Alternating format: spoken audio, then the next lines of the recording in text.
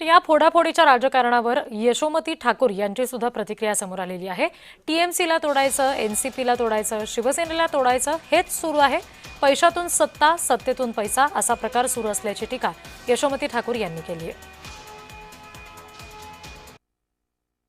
एका प्रकारची अरेरावी आणि डिक्टेटरशिप आपल्या या देशामध्ये राबवल्या जाते आहे, हे आता खुल्लं झालेलं आहे। म्हणजे टीएमसीला तोडायचं, शिवसेनेला तोडायचं, एनसीपीला तोडायचं, सगळ्या गोष्टी ज्या होत आहेत त्या असंवैधानिक आहे आणि या सगळ्या गोष्टींचा जनता वेगळ्या प्रकारे उत्तर नक्की देईल। वायफळ पैसे त्यांच्याचकडे आहेत, पैशातून सत्ता, सत्तेतून पैसे, हा गोंधळ ते घालतातच आहे आणि सगळीकडे घालतायत, सगळ्या प्रकारे घालतायत।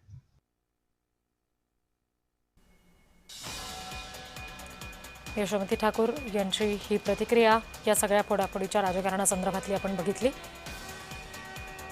कुठेतरी या सगळ्यातून एकाधिकारशाही राबवण्याचा हा प्रयत्न असल्याची टीका यशोमती ठाकूर यांनी केली आहे।